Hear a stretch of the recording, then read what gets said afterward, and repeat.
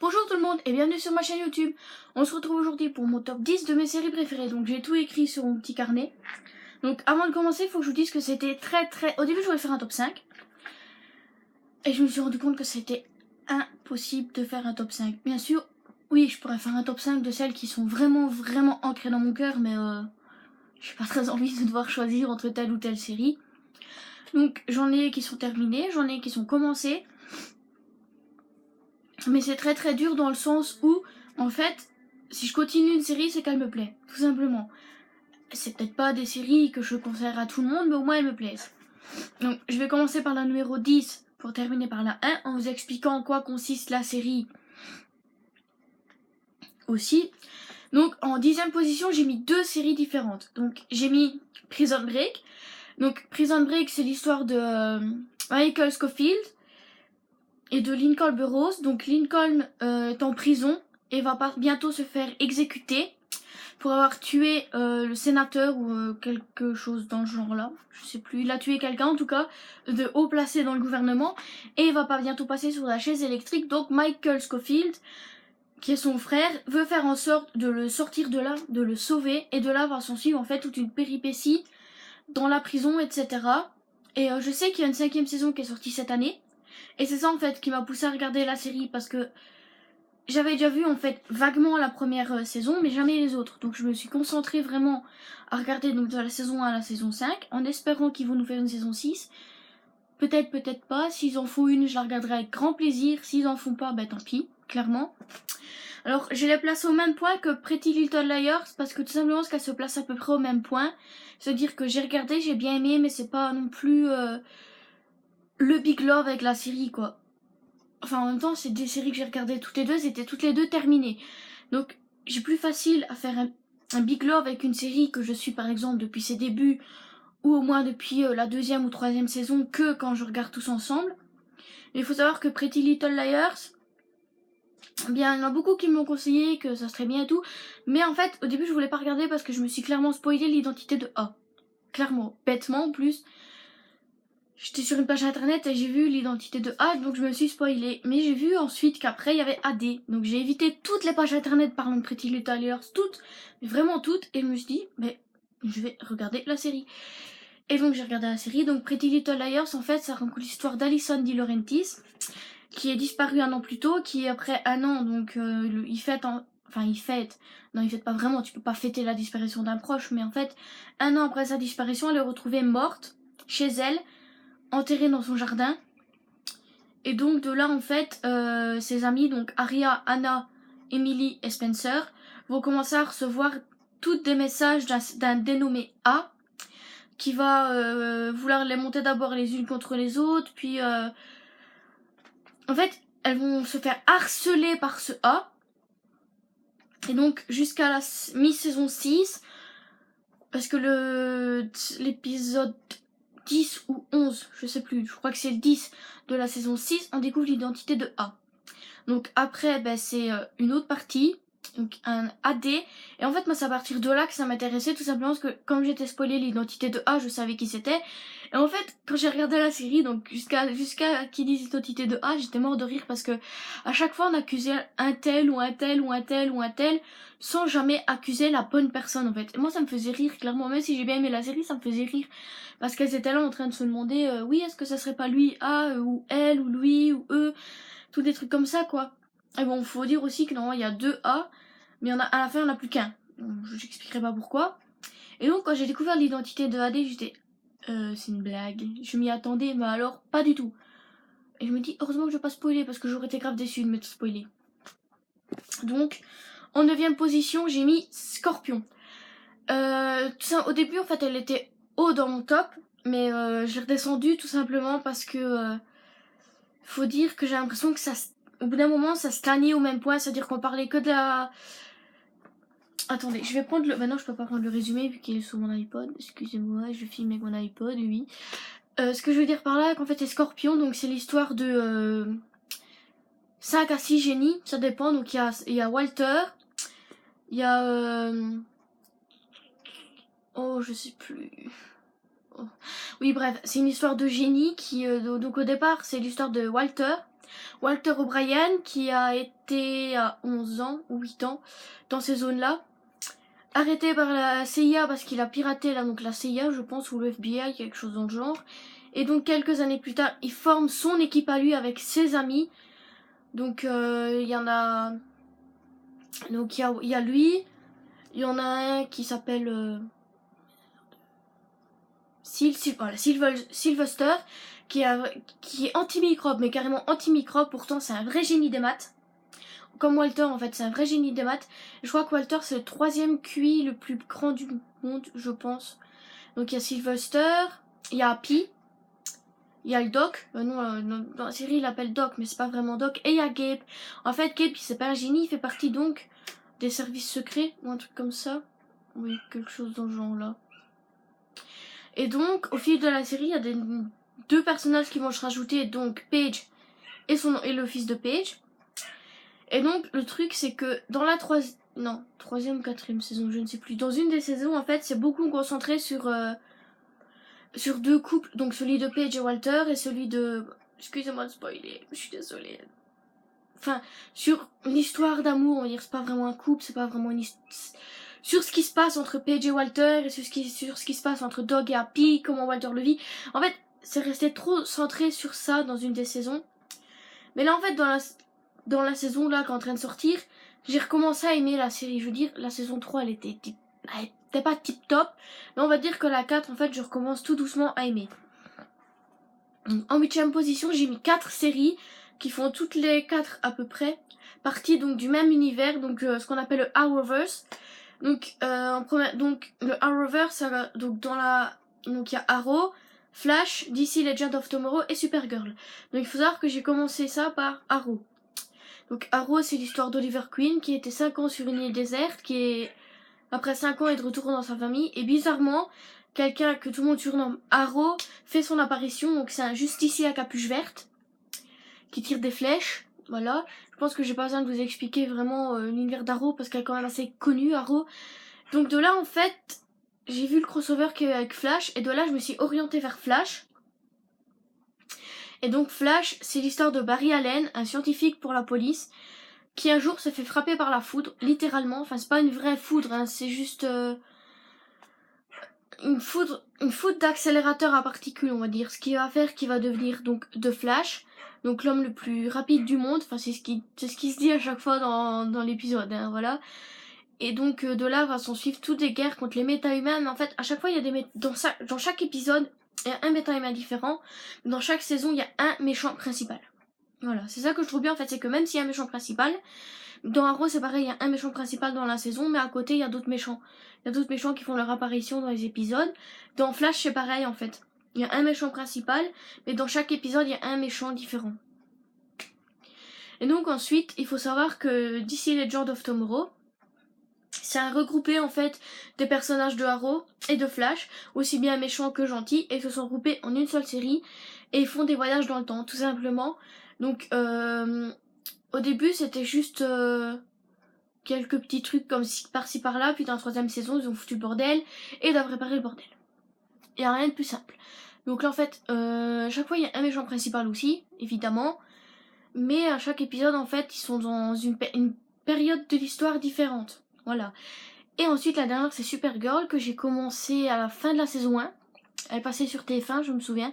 Elle passait sur TF1 ou non, je sais plus. Non, pas sur TF1, excusez-moi, TF1 c'est cette année. Elle passait sur la 2, donc en Belgique, la chaîne qu'on appelle la 2.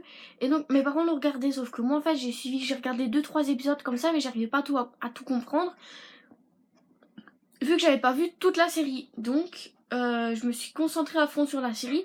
J'ai regardé la saison 2 à la suite. Je suis en train de regarder la 3. Et en fait Supergirl, c'est la cousine de Superman, tout simplement. Donc c'est la cousine de Superman, donc elle était sur Krypton. Elle est descendue sur Terre en même temps que lui quand Krypton a explosé.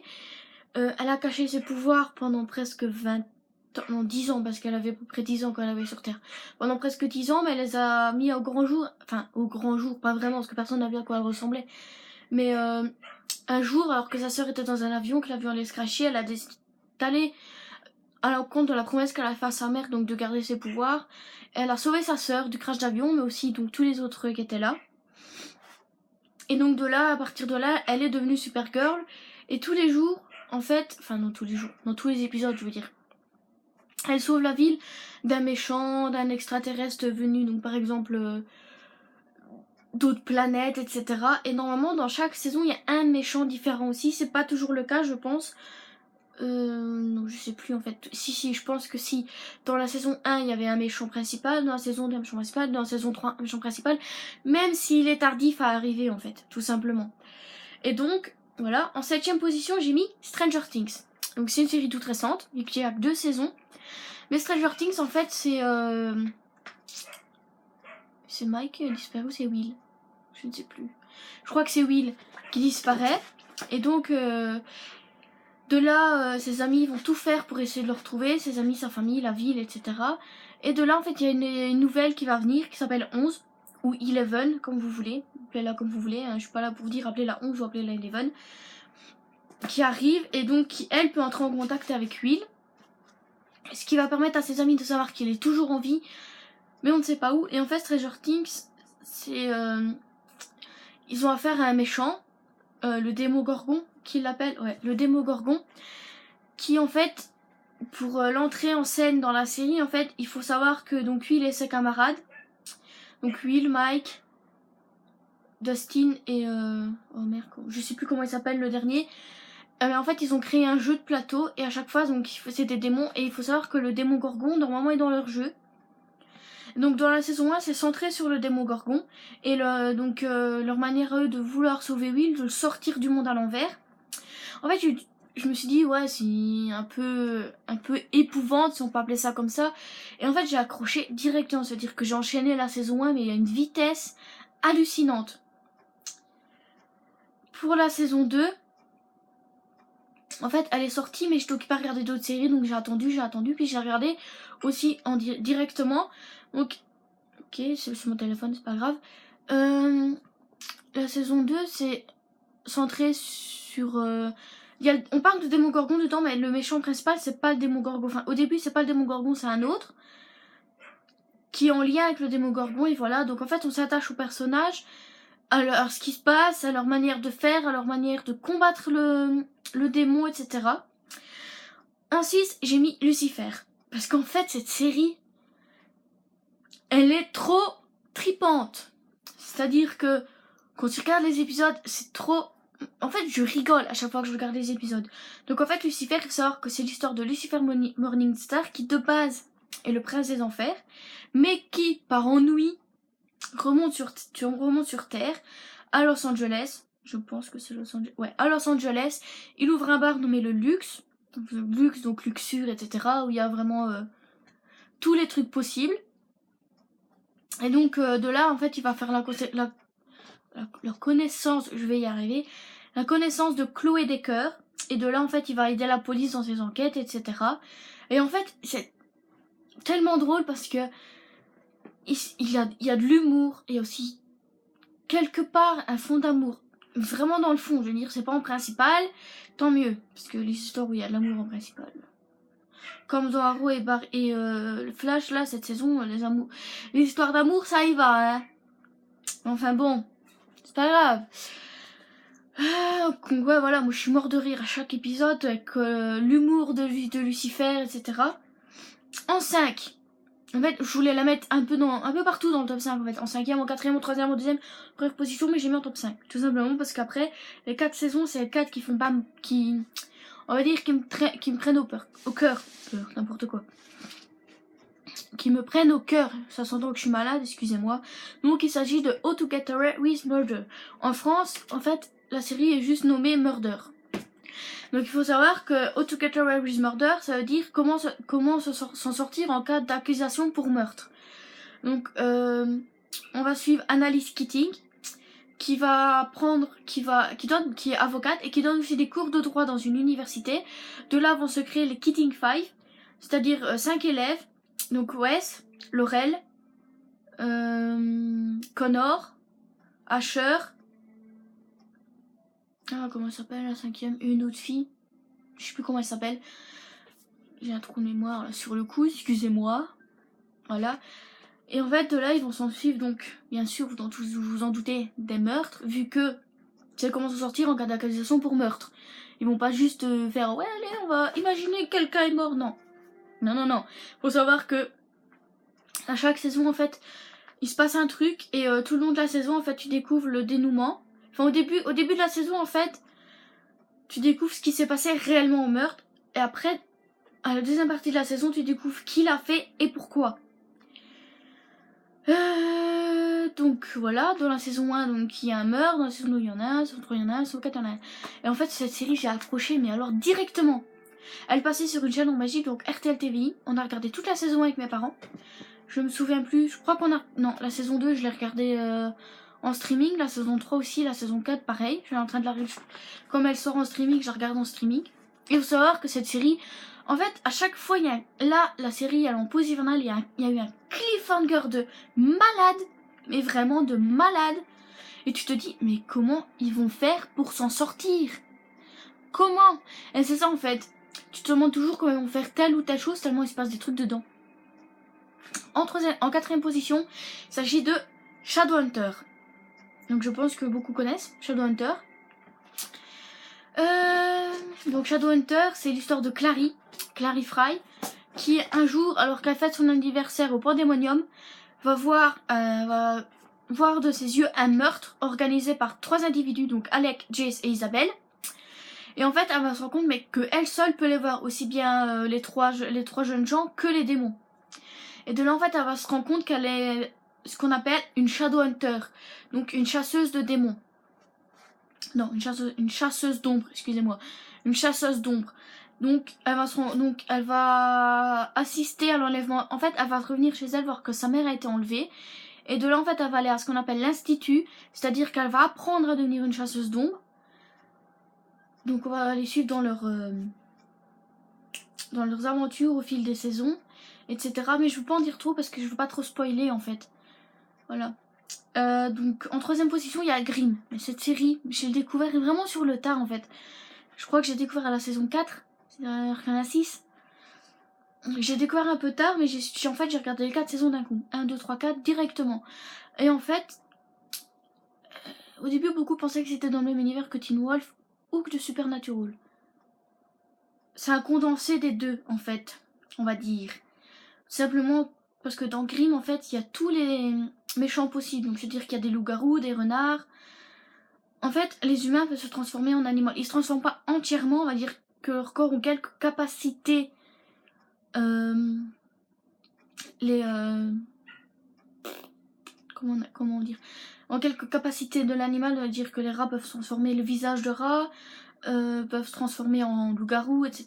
Et on va suivre donc l'histoire de Nick Burkhardt, qui au départ est juste un simple lieutenant de police, qui va découvrir son don. Son don, c'est de voir justement les Wesen, parce que les gens qui sont humains et en même temps qui peuvent se transformer en animal, on les appelle des Wesen. Et donc de là, en fait, il va embarquer à peu près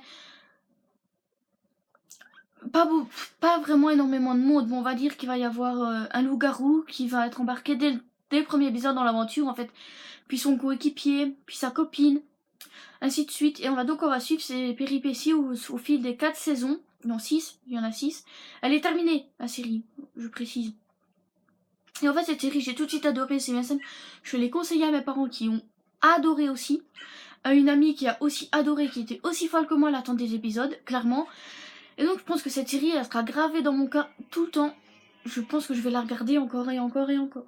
En deuxième position, Sense8. Alors je sais qu'elle est considérée comme terminée, mais qu'il va y avoir un épisode de 2 heures pour terminer la série.